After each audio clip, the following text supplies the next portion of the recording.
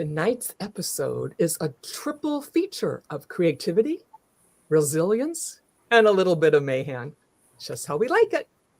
I'm joined by three incredible talents from the independent film world.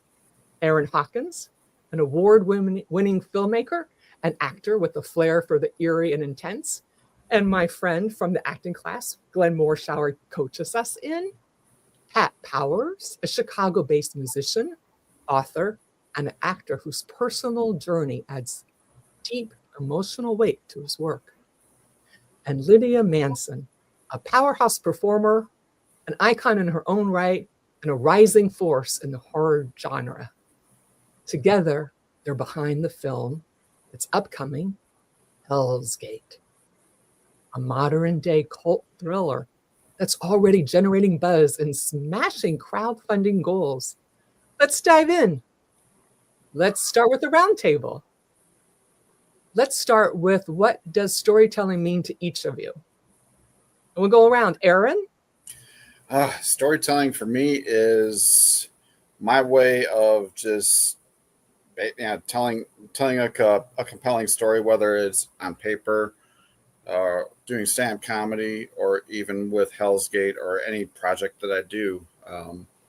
I'm an artist by nature. I've been an artist for decades, so I just found my niche with doing films and telling my story that way. Whatever the story may be, it could be horror, it could be comedy, it could be anything for that matter. And where I get those ideas, straight from my head. Lydia? I would say storytelling for me. I deal with a lot of mental health issues, so being able to channel my depression and anxiety and PTSD into writing form helps me a lot, get it out of my system when I'm really in a dark place. And I want people, when they read my work, whether it be poetry or short stories or scripts one day, that when they read the words, they are automatically picturing it in their mind. They're feeling the pain or excitement, whatever I'm writing about. They feel that coming off the page the way I wrote it and how I want them to. I want them to be able to feel that emotion and see the story unfolding. Beautiful. And Patrick? Storytelling for me is about an adventure as well as kind of like an escape, while also implementing things from your life, whether it be good, bad, comedy, or horror. And like Lydia was saying, you want that emotion to be in your story and everything. So being able to express yourself, but also take people away from their own world for a little bit has always been a draw to me, whether it be for scripts, acting, movies, music. There's always a story to tell from different mediums and everything. And I just want people to like it, just entertain. Nice. Aaron, you've played a huge range of characters. How do you mentally prepare for those roles that are so different from each other? How I mentally prepare, number one, I read the script thoroughly. I take a marker and I black out the punctuation and stuff like that, because that's how I was taught to do it. So I do it that way. And I think, okay, if I'm going after a Southern flair, I watch movies, TV shows, or whatever I can watch that has a Southern feel to it. And then I'm like, okay, then I model that character after one of the characters within the movie or whatever I'm watching, and I go from there. I actually practice my character in a public setting on random people in whatever store I'm in, wherever I'm at. I'll change my voice to a Southern accent and talk like this, and kind of throwing a little bit of lingo and all that kind of stuff, and then I go right back to what I'm doing. Isn't that fun? Yeah, it's a lot of fun. It is a blast to do it like that, and I get weird looks because then people are like, "Wait, you were just talking Southern." Well, yes, I was. You had a little bit of a Southern accent. Yes, I did. I'm working on other accents. A lot of other accents can be difficult for me. The Southern one easiest because when I was stationed in the Navy, I was stationed in South Carolina, so I picked that accent up real quick. So that's how I prepare, and obviously reading the script, and then I also take I write down the first letter from every single word that I'm trying to study, and that's how I also study the lines as well. That way Excellent. That was so fun. that. Yeah. Yeah, I was in New York City at the Russian Tea Room with some of our extra milers, Yeah. Gwen and Pamela and Jessica, and we pretended we actually became British having our tea. And at the end, one of the waitresses went up and the manager said, "How are the British ladies doing at table number 6?" And we just enjoyed it so much. That's hilarious. That is awesome. That's great. So tell us what Hellsgate is all about and how this project came to life. Okay. Well, how this project came to life, it came to life a little over 2 years ago when I started my sobriety journey. I'm Good for you. I'm not ashamed to say that, and not ashamed to talk about it, because you know what, that's part of it. At the end of the day, and I found that my writing got more intense the further along I got in my sobriety journey, because before I started, you know, I wasn't drinking much, but I was drinking enough to where it was affecting my writing. So I was like, let's just quit. So I quit that, and I just started writing the script, and it just progressed from there. Now, Hellsgate, originally it was supposed to be just a cult movie, kind of like people would join a cult and, you know, do whatever they want to do. But then I thought, like, wait a minute, I have on one of the walls in one of the scenes, there's like 50 victims, and that's 5 decades worth of murder and mayhem. Then I also thought, like, wait a minute, Charles Manson's cult started around 57-ish years ago.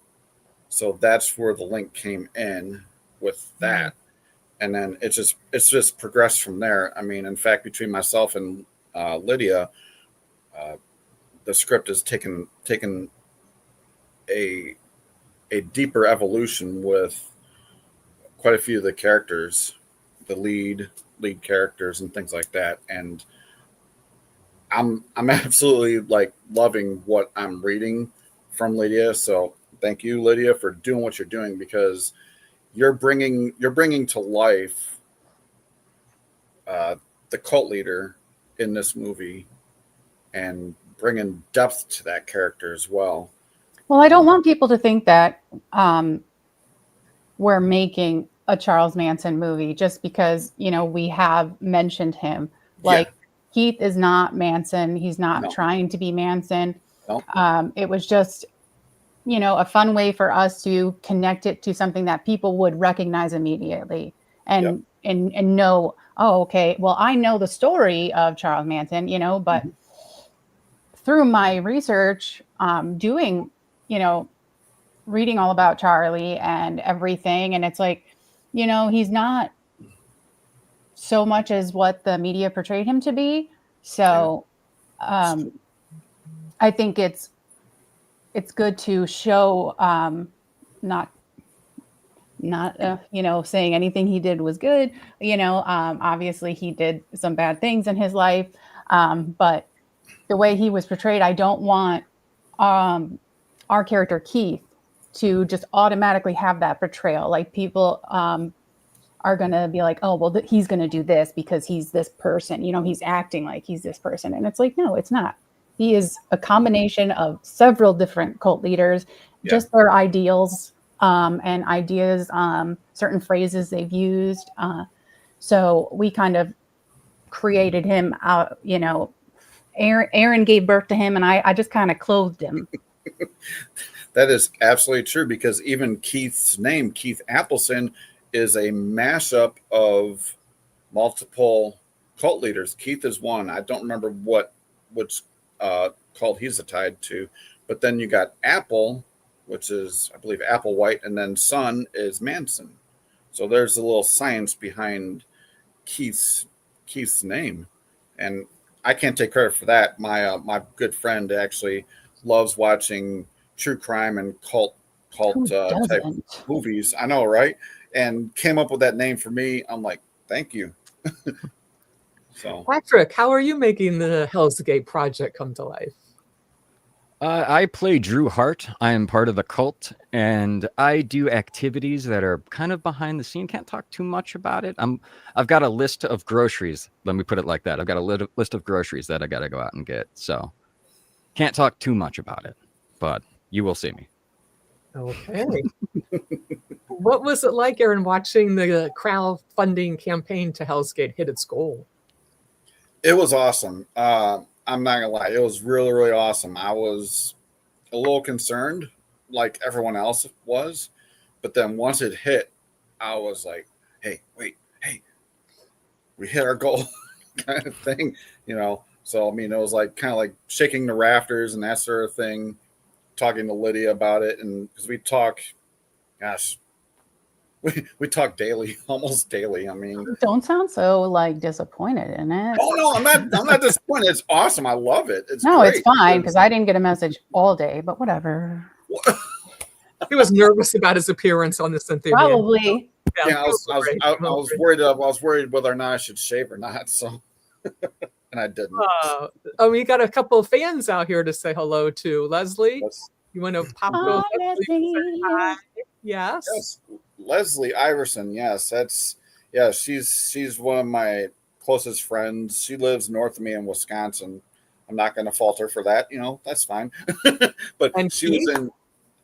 She was in a movie with Robert Lasardo called American Trash. In fact, Robert nice. Lasardo, that's Robert Lasardo's movie. It was American Trash. So she was in that movie. So Which, if you haven't checked it out, check it out. It's a good movie. Excellent. It's excellent. Thank you. Mhm. And you got Keith, who loves your concept. Keith is actually the director of a series I'm going to be filming in July. So thank you, Keith, for supporting this. Perfect. I love the indie love. Yes, look at I love this. This is so cool. Seeing everyone. That's awesome. And you've got Darth. I saw a Darth. Yes. Yeah, it's Saying awesome. hello, and Ryan saying hello from Wisconsin. Hi, Ryan. Thanks for being here. So, Aaron, you've directed and created other films like Evil Lurks. How does Yes. Hellsgate compare with that? It doesn't. It literally doesn't compare. Evil Lurks was or is, I should say, a supernatural style movie, horror movie that also messes with your mind. So you're in the mind of someone that was attacked sexually by her hypnotherapist, or whatever you want to call them. So that's where that movie is at. So there's a lot of symbolism, a lot of Easter eggs in that movie, like using milk with a glass and a pen. It's some sort of symbolism with that as well. So yeah, it doesn't even touch what Hellsgate is going to be. Hellsgate is a completely 180 of what Evil Lurks is. So even Justin Cool says Evil Lurks is a must see. Yes, Right. Justin's awesome. And Leslie so also cool. says it's My cool. God, look at all this. Oh my Hi, God. Tom. Tom actually runs Gross Fest, which is an up and coming horror convention, and make sure to check that out. Ooh, awesome. And MT says waves. That is actually Maureen, and she was the director of a film I was in called The Vord. So I love that everybody's tuned in. Awesome. Yay. This is so cool. Yes. Loving this. Miss Lydia, you're both acting and you're an assistant director at Hellsgate. How are you balancing both sides of the camera? And tell us more. Tell us more. Oh, well, I dove in and completely submerged myself into Hellsgate. He cast me originally as just Kelly, and then 2 months later, Yep. asked me to be second assistant director. unfortunately, our first director, he's the lead in the film, so he wanted to just focus on his character. So I stepped up to first AD. And we just kind of been rocking and rolling ever since then. And then Karen joined our little team. She will be the co-director with Aaron. And then we were able to bring on the awesome Bill Diamond as our artistic producer. He's absolutely amazing. I went to his studio and filmed the teaser trailer that you will see. Our full proof of concept will be coming out soon. We're going to be showing it at New Jersey Horror Con this weekend in Atlantic City. So if you want to be the first to see the proof of concept, make sure you come see us at our table. Woohoo, woohoo. And we're going to have, fun Hellsgate shirts and hats and posters. And you can get those online too from Aaron also, correct? Not the ones at the convention. This is a different style hat. The ones at the convention, I believe they're leather, if I'm not mistaken. Yeah. So yeah, the ones at the convention are strictly for the convention. Thank you, Chris. We do have swag for Hellsgate on my eBay store. Yes, absolutely, we do. Christopher says awesome. New sound, and yeah, he fixed a sound issue for me on it today. Nice. We appreciate Sweet. that. Thank you. Thank you. So, Aaron, Yes. I wasn't ignoring you or anything. I was just trying to correct everything before I sent it to you. No, I understand. I totally understand that. I understand that. That's all good. It takes time. Grace Cavalieri says, writers make stories. They are our creation machines. Woo-hoo. So we thank you for all your creation. Pat, your creative rebirth came after a long chapter of caregiving. How did that experience shape the stories you now tell? They made them very dark. A lot of stories that I started off writing normally start off very lighthearted because I just want to bring everything together and then just destroy it. So I write really messed up stories. And my debut novel, Here, There, or Possibly Elsewhere, that I wrote during and after my mom's passing. So I put everything that I was feeling into that book, and it went from 100 pages to over 300 because I just started feeling the story and unraveling it. So I took a lot of my experiences from healthcare, not all just with my mom, but I've taken care of World War II vets, other disabled people, and just a lot of not their stories, but what they've, I guess, have taught me. I try to put in the book, and there's always some type of lesson to be learned. And a lot of it's don't be hasty, don't be too judgmental, don't act on the first thing that you see. There might be things better to come. It's not all doom and gloom, even though the stories are kind of centered around that, but they don't all end the same way either. I like the twists and everything, because if you can see it from a mile away, what's the point of doing it? At least that's the way I like to look at it. Well, thank you for your service. I'm sure you brought a lot of good feelings and let people tell their stories while you were a caretaker, because that's a tough job. It takes a lot out of you. Emotionally. Horror, humor, and heart. So what's the key to finding balance between the darkness and the depth? I guess the moments in between the darkness and the light, I would say. There's always something to smile at. There's always something to frown at. But you have to focus on how you're going to react to the situation. It's not all about you don't want to become a product of your environment. You want your environment to become a product of you. As long as you're not trying to put out hate or anything like that is what I mean. Yeah. So whenever I'm telling the stories to the people I have to be taken care of, in turn they would tell me stories. And it wouldn't be something I fabricated. It'd be my life experiences and stuff. And we just kind of talk it out. And if they were interested, I'd tell them some of the stories I wrote. And I never started in horror. I actually started in comedy. So finding that balance for me was just kind of all right, well, this made you laugh. What would make you instantly stop? And then find a balance right in between that. That's kind of it can go either way depending on your audience, I guess. And you put the audience in the palm of your hand. Yeah, just try not to squeeze too hard. Well, Wow. Yeah. I kind of like to walk on the sunny side of the street, even though I know that the shady side's over there. I just kind of. So, how did the three But of if you? you're in the sun too long, you can get burned. Yeah, that's true. Like everything.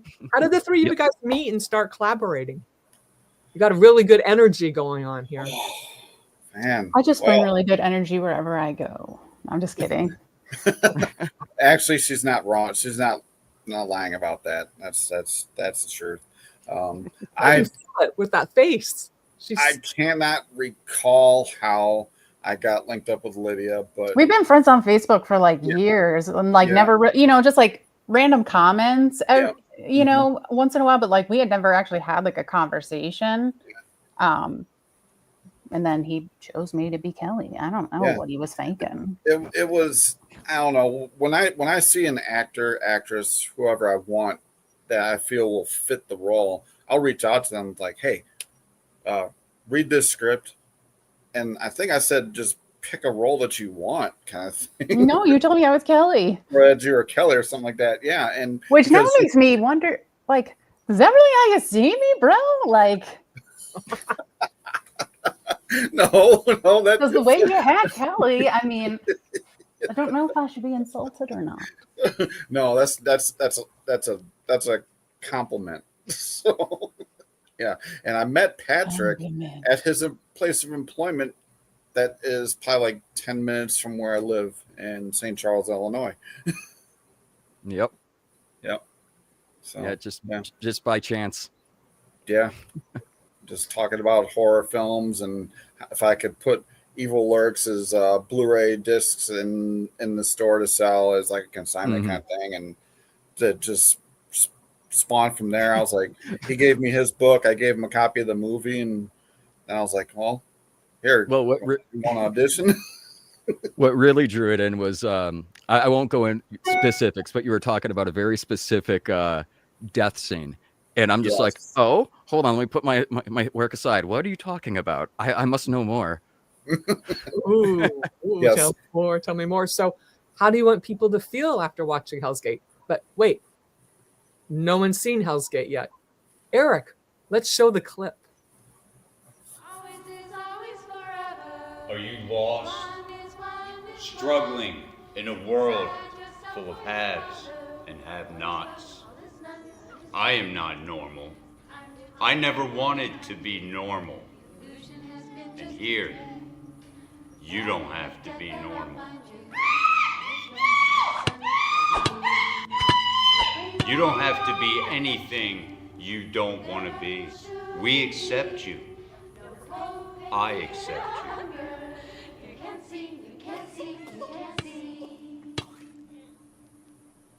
you. Sprouts. Sprouts.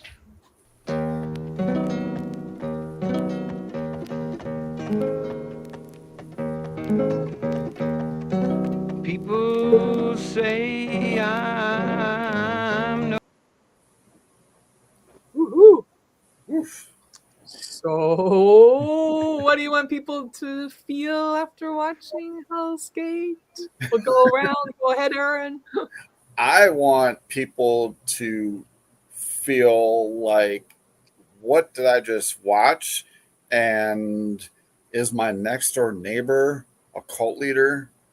Or is he running a wellness center or that sort of thing? Because I will say, without revealing any kills graphically on camera, that all the kills that are in this movie could happen in reality.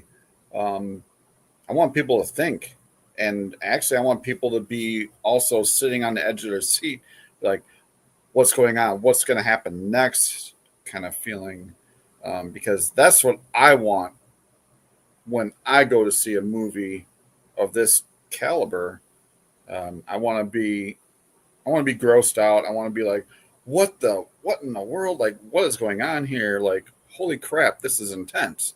So that's what I want. Lydia, what do you want? For me, it's more psychological. When you watch a scary movie, like Michael Myers or Freddy Krueger or even Chucky, like, that is not going to happen to you. You're not going to be running through the woods and, a man will just be walking and suddenly catch up to you, because that doesn't make sense. But with Hellsgate, I want people, when they're done seeing in the theater, to look to their left and look to their right and be like, I could have easily been manipulated to be a member. They could have been a member. I don't have to be afraid of the people, these horror icons. I need to be afraid of the real people around me. And that's what I want people to take from this movie. Beautifully stated. Patrick. I want them to be scared. I want them to second guess their decisions in life to a point. Just like, should I be friends with that person I was friends with like 10 years ago? They said something weird that reflects from this movie, so maybe I should think about my decisions. Or I want them to be like, maybe I shouldn't look out my window tonight. Just maybe tonight is not the night for that. I just want it to last with them, so that way when they walk out of the movie and they're just kind of, or they watch the movie and they're just like, okay, let's go back to that one scene really quick. We need to rewatch that. We really need to see this again. You know what? Let's bring Jerry over here. Jerry, you need to see this, and then it just spirals out because it's getting to so many people. Yeah. And opening awareness on all levels. Yeah. Yes. Absolutely. Sensory overload. Yep. Absolutely. Yep. So we know there's real life events that color this. What other fears inspired parts of the film? Oh my!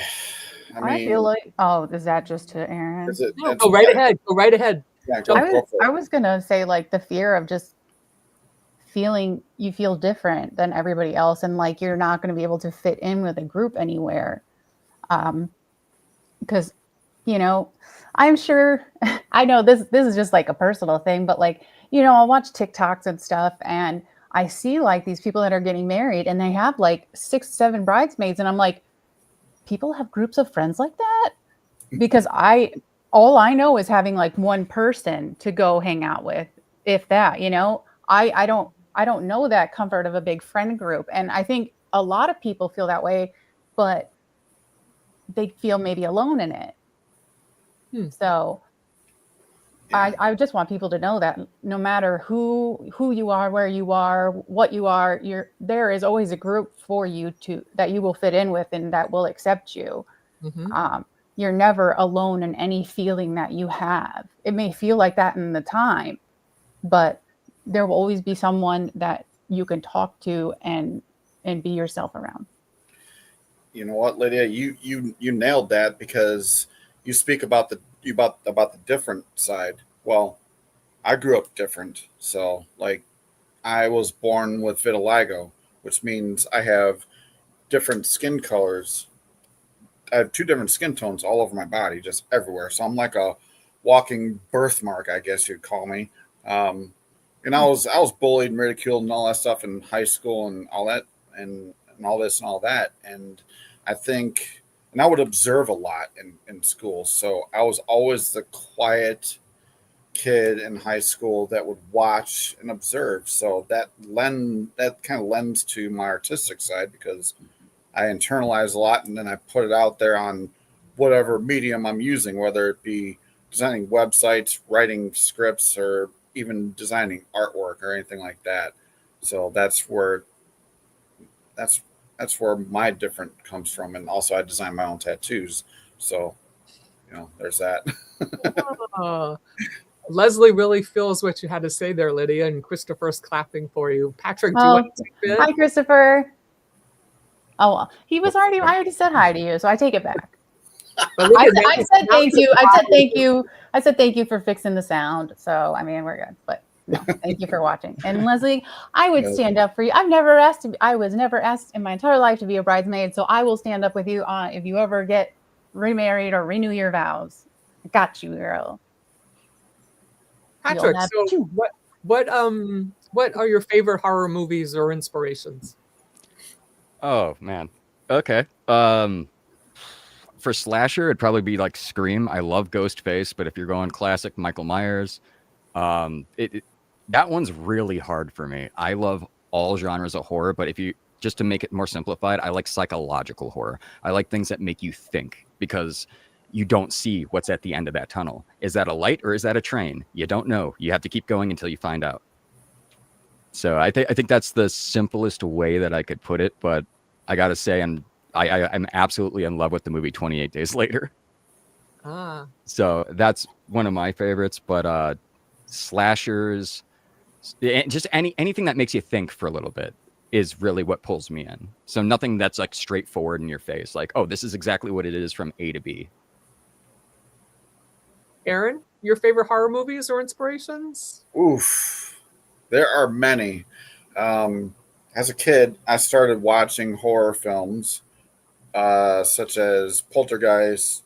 Uh, the Exorcist is my all-time favorite, and it is my go-to for inspiration. I know that sounds really weird, but it is.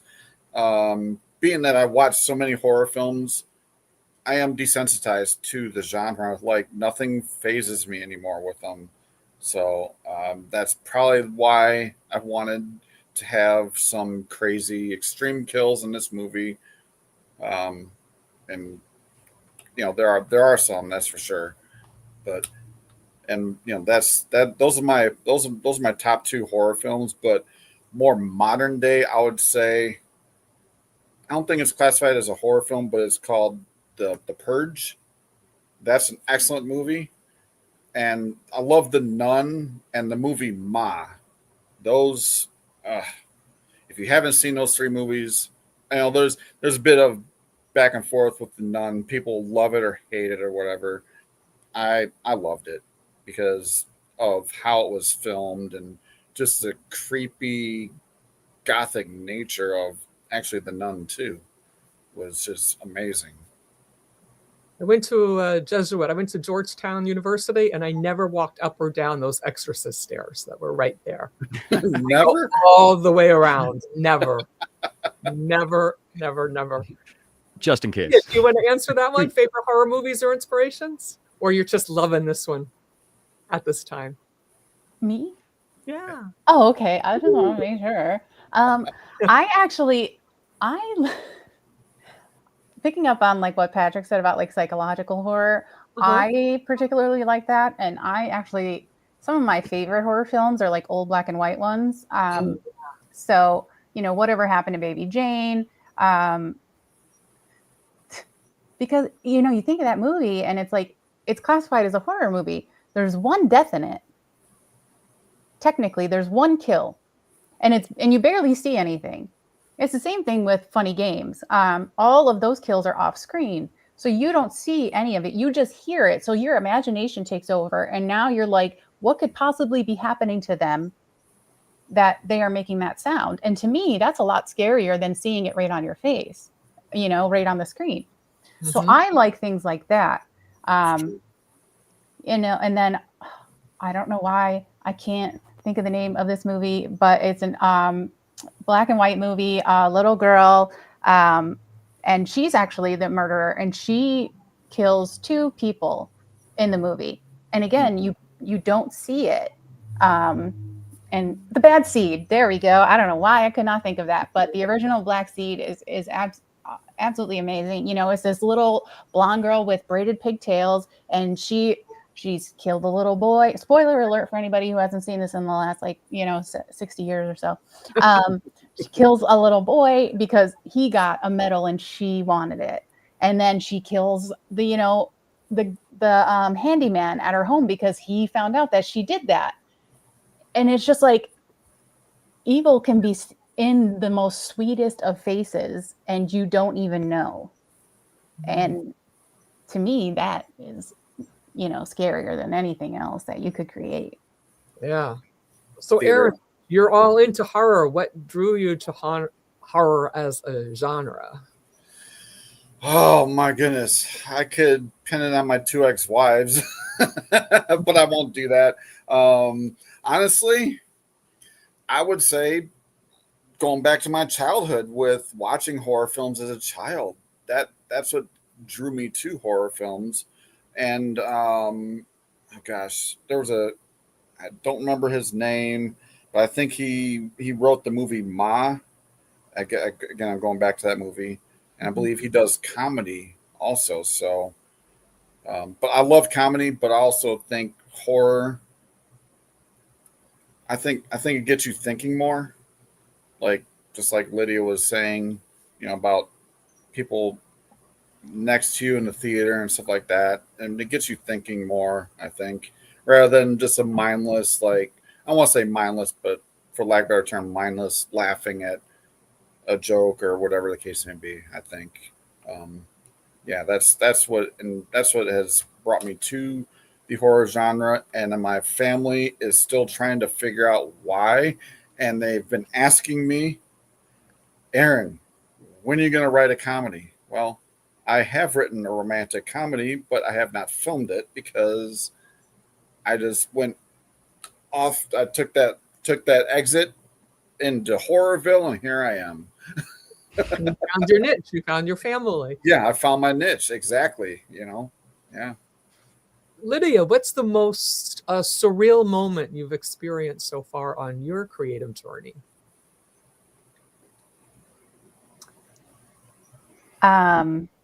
I think my most surreal moment was actually Aaron was kind enough to kind of let me take the lead on the proof of concept and the teaser trailer. So I was able to write that on my own. And it was the first time I ever directed something. Nice. And so directing that was amazing. And I was, like I mentioned earlier, I got to film at Bill Diamond's studio. And for those that don't know Bill Diamond, he's an American puppeteer. He's been in this industry for over 40 years. He worked with Jim Henson. He worked on Fraggle Rock, in all these crazy things. His latest big movie was he was artistic producer and did the lighting for Terrifier 3. And they filmed at his studio, and he's part of our team. So for me, the most surreal moment was when we got done for the day and he told me that I did an amazing job directing. So for me, because, he's my mentor, and for him to say that to me, it really meant a lot to me, that he sees something in me and wants to help further my career any way he can. And so to me, that is just like, who does that, Yeah. Doug says, great job on your point of concept. Doug is actually going to be playing Chef Adrian in Hellsgate. So very nice, Doug. Thanks for joining us. Everyone share this out. You can go watch replays on the Cynthia Manion Show on YouTube and wherever it is. What about you, Patrick? What's the most surreal moment you've experienced so far on your creative journey? That one's hard. I've had a couple. Nothing quite as significant as theirs, but if it's significant to you, then it's significant. You can't.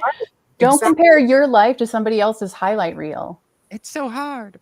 Thank you. Thank you.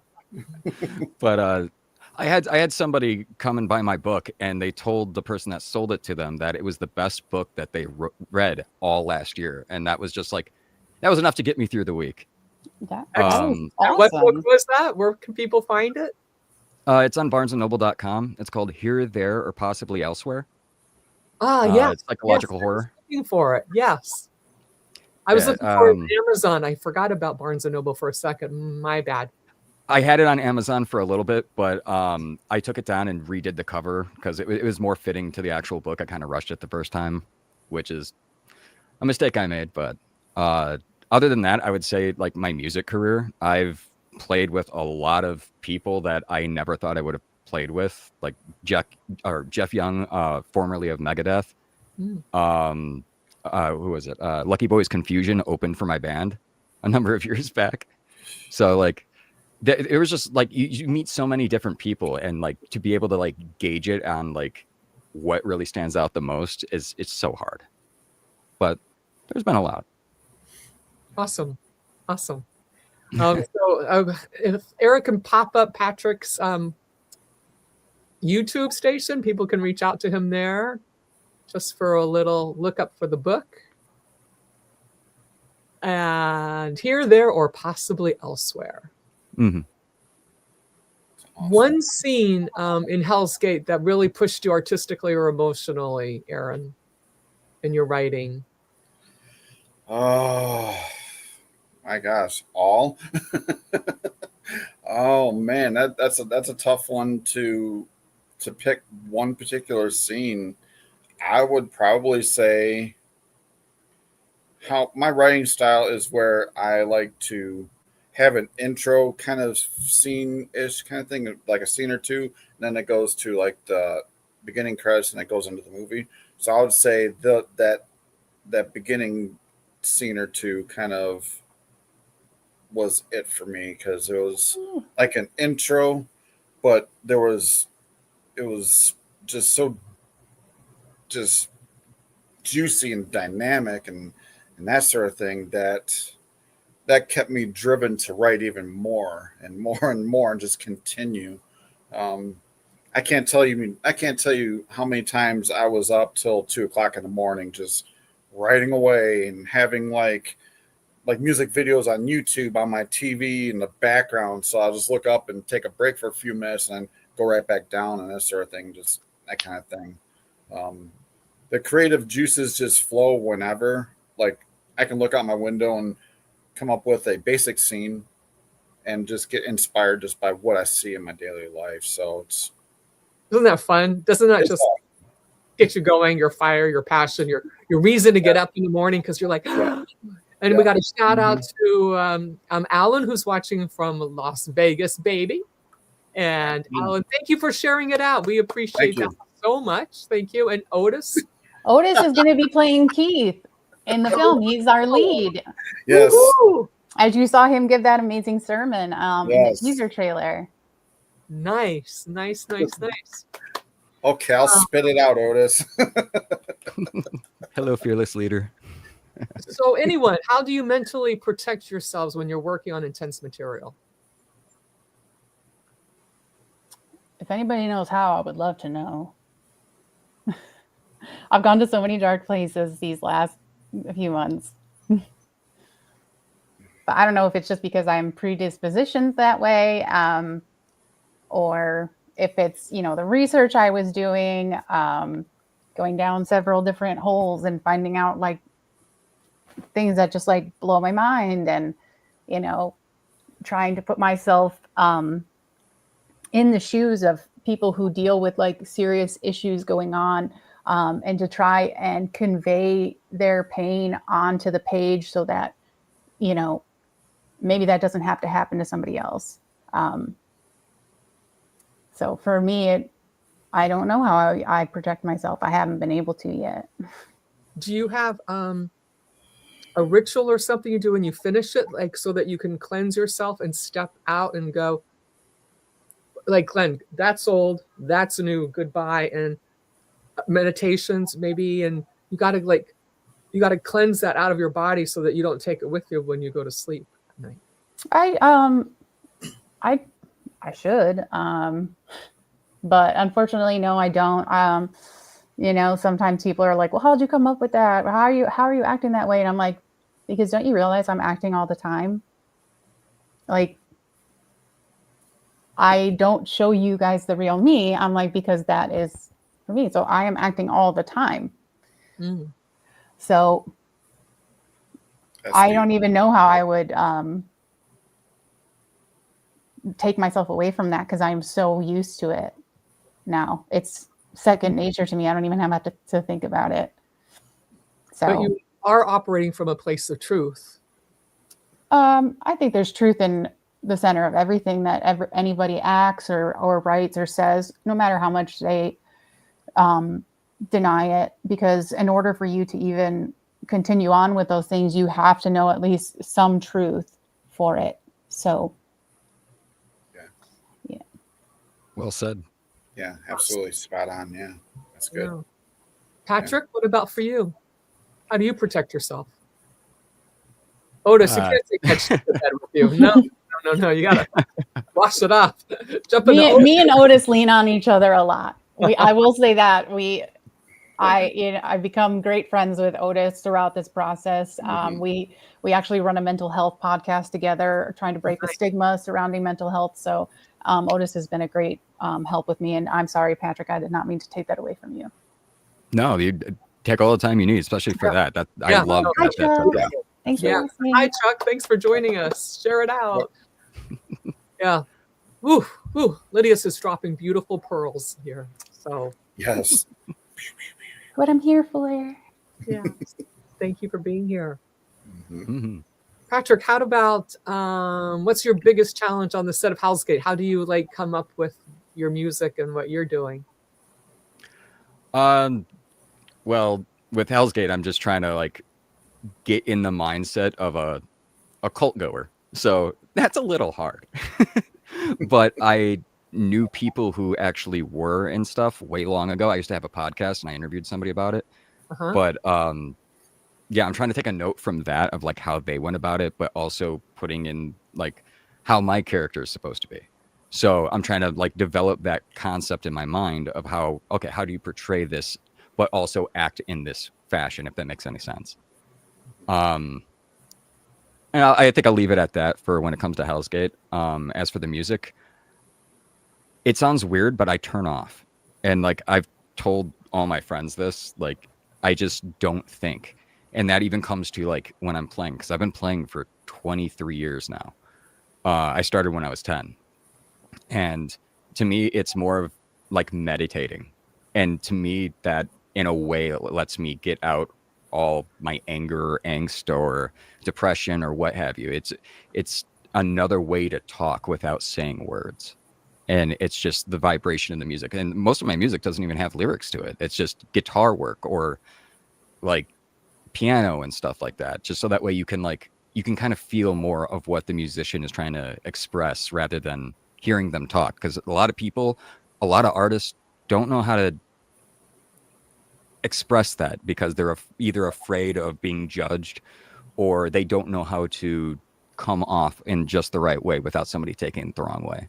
And I've experienced that a lot. So I ended up kind of like retracting into myself and then talking through my guitar, if that makes sense. Perfect sense. Beautiful. Absolutely. Yeah. Absolutely amazing. Keep it up. Keep it Well, up. thank you. Yeah. Okay, Aaron, what's the biggest challenge you've had with Hellgate? And how are you overcoming it? The biggest challenge is money. Money. Money. Ladies and gentlemen, if you would like to give this project money, you can go to Aaron's right here, his project here. Yes. That And would he be has- amazing. We have Beautiful. some. You could Have some pre-order your awesome- DVD so you can watch it all the time when it comes out. Yep. Don't need the internet to watch. You just put it in your Xbox or whatever you have to watch it, and there you go. Yeah. Yeah, I think Or you could use the internet and get a digital copy. Yep. Yep. We You have can some really go cool perks out out there. and- You could be a 10 most wanted. You could be a victim. You could be. Yeah. We have one associate producer perk left. Yep. We only posted one executive producer perk and 2 associate producer perks on the campaign, and the executive producer is gone and we're down to just 1 associate. So once that one is gone, there will be no more producer perks. So people who are interested in those, jump on it. Yep. Jump on Go, it. Yep. go check it out now. It's right Yep. there. Exactly. Yeah. Don't I let mean, the we have a moment great- pass you by. Yep. Yep. Some really Uh, cool perks. I would buy all the perks, honestly, if I was not part of, if I was a consumer, I would buy them all, honestly.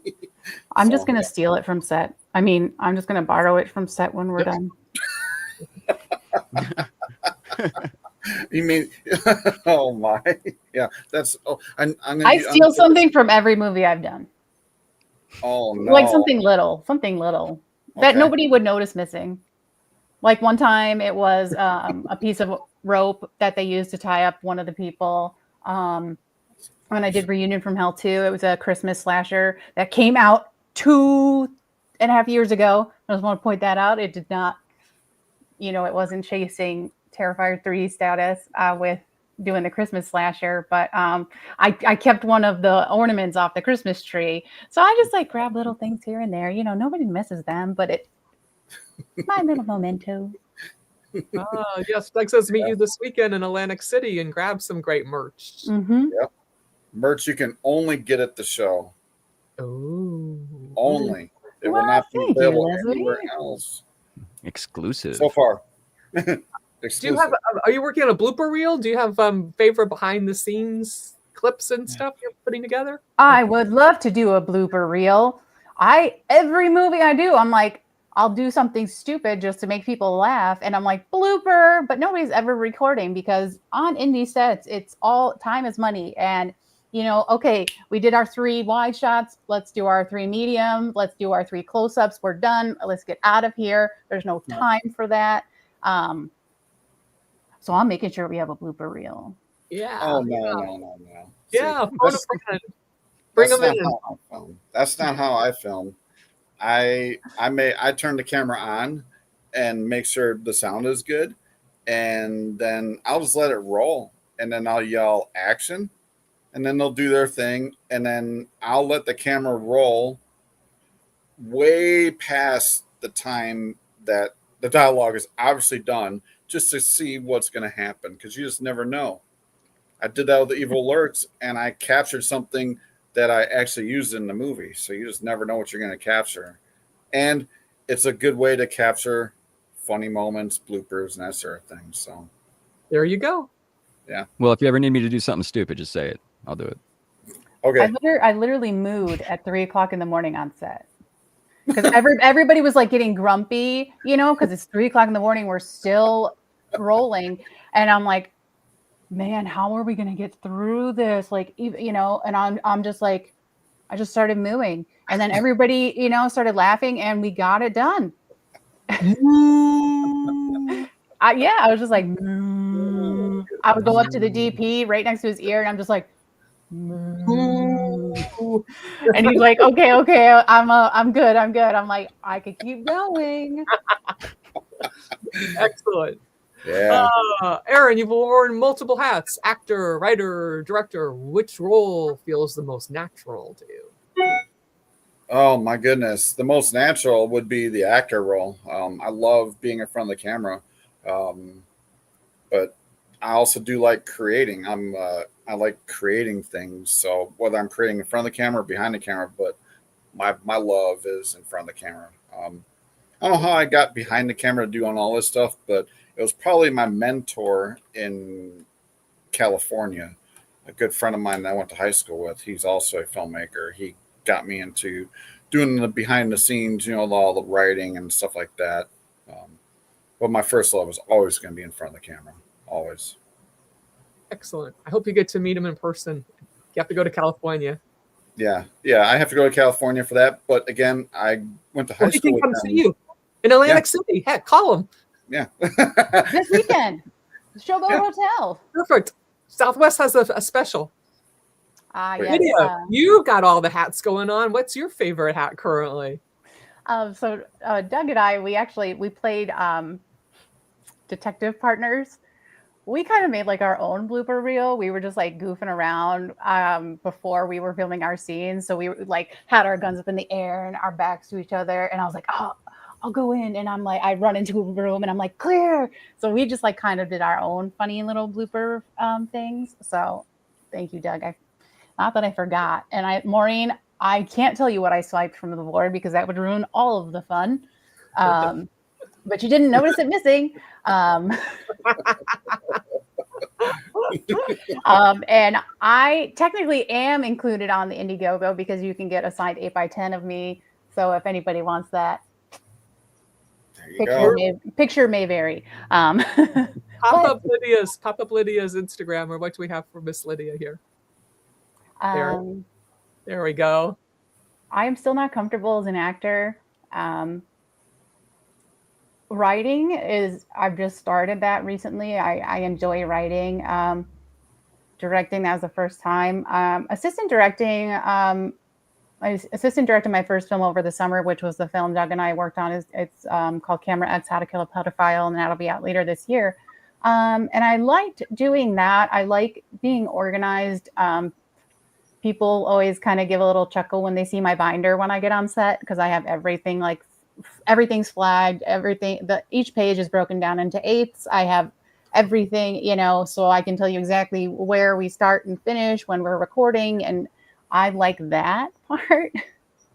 But it sucks because when you're on an indie film, you are wearing so many hats, you're doing so many jobs. So I can't just focus on that. I have to, I'm calling cut, I'm calling action, I'm making sure continuity is correct because I'm doing all of these jobs. So,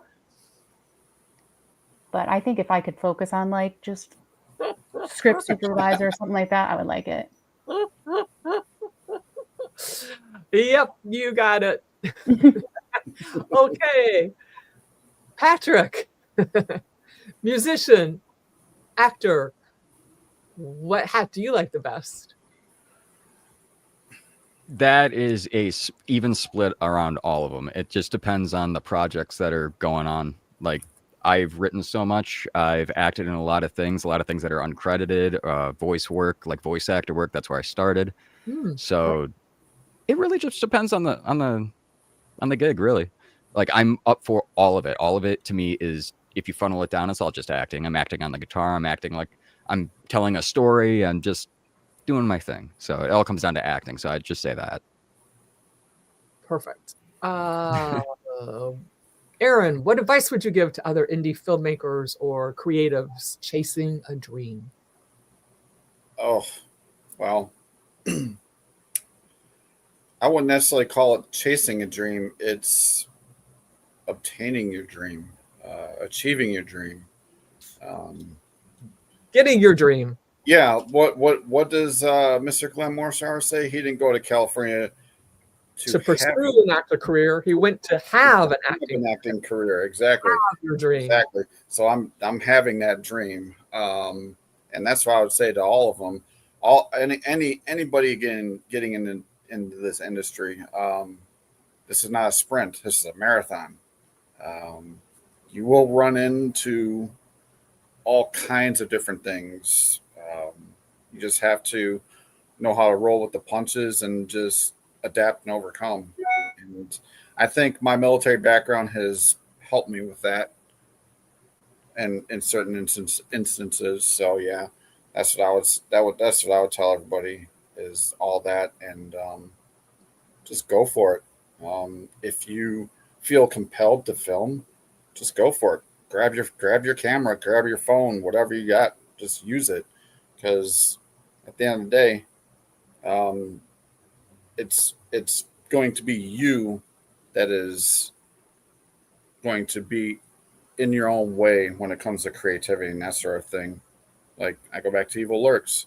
We used a Canon T3i digital SLR camera, two of them, to film it. We wanted the dirt. We didn't want the 4K. We used what we had. So we created the film that way.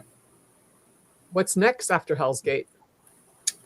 Oh man, I have I have at least 3 more scripts in various completion, and I am in development in another one that I titled QR, and that is inspired from Hellsgate, actually, from one of the advertisements with the QR code that we have on it. So it was inspired by that. So you just never know where you're going to get inspiration from at all. You just never know, and you just gotta grab it, write down that idea, get it written down. Even text your friend, say, "Hey, don't let me forget this," and text them. I do that to my friend all the time. She gets tired of it, but she goes, "That's cool," and she'll resend it back to me to remind me. So. And listen to your whispers. They give you really good information and great ideas. Yes. Great inspiration. Miss Lydia, how could the audience support you in your various roles and get involved with you more? Eric, if you'll put up everyone's little Instagram thing again so that you can reach out to Lydia. Here is her Instagram. Find out more about her. Follow her. She's amazing. So you can follow me on Facebook too, just Lydia Manson. You'll see a picture of me. It's in a blue shirt, and I'm just like laying like this. But thank you. I'm just, it's for the people. Oh, your Marilyn Monroe was channeling through there. But right now, I'm attached to a few other films. I'm filming Fairfield County 4 in June. I'm also filming a movie called The Lady of the Castle de la Morte. July will be the Red Huntress series, which Keith in the comments is actually the director of that. And then November will be a toy maker, which Otis will actually be my, it's my first lead role in a film. So nervous about that. Otis is my I'm his assistant in the movie. So he's the male lead and I'm the female lead. So I'm super excited about that. So unfortunately, they're all running Indiegogos. So anybody that wants to help any project, Hellsgate, a toy maker, Fairfield County 4, the Red Hunter series, Castle de la Mort has closed theirs, but it takes money to make all these creative things. And I appreciate everybody so much for all the support I've gotten on every campaign I've kind of pushed. And I feel bad because I feel like all I do is push campaigns on people, but I try to make other content for them to enjoy. So thank you, everyone. I kind of I don't know. I ran off on a rant there, but that's me. You're amazing. It's great. We want to say hi to Jake for joining us and to Mr. Rodriguez there. And we want to hear from Patrick. Can you put up Patrick's how to reach Patrick, please? There it is. Patrick, where are you going? What's your project? What are you doing? How can we help you? How can we support you? I guess going straight to support, you could find me at TikTok. That's where I put a lot of my stories, my stupid little shorts that I do. And that's at Linkski right there. I tell a lot of weird stories on there too. But if you want like the physical copy of the book, check that out at barnesandnoble.com because it's only online. Or if you're going to Ghoulish Mortals in St. Charles, they sell it there. That's the only brick and mortar store that actually has it. So it's kind of exclusive, but it is what it is. I've got 3 other books that I'm jumping around and writing currently. I'm working on a script for something that I can't go too much into at the moment, but there will be other film projects and stuff. And I am currently working on releasing an EP of my music, which is taking longer than I thought. Fabulous. Just get her done a little bit every day. Aaron. Yeah, exactly. Final words. Final words. Well, I'm going to address a question first, Mr. Rodriguez. Yes, they're all going to be horror. Final words. Be good or be good at it. Thank you so much for joining us, ladies and gentlemen. I am Cynthia Manion, your host of The Cynthia Manion Show. We are on Wednesdays at 7 p.m. Eastern Standard Time. Share it out to the world. Let us know what you think. Like us. Subscribe to The Cynthia Manion Show, and it's on YouTube. Thank you so much to our guests, Aaron. Thank you for having me. Patrick, it's been a real pleasure getting to know you. We will always follow you. You can come back and tell us about your wins. Thank you. Love you. If you'll stay for the green room, we'll chat with you. Goodbye, everybody. Thank you so much. See you next week.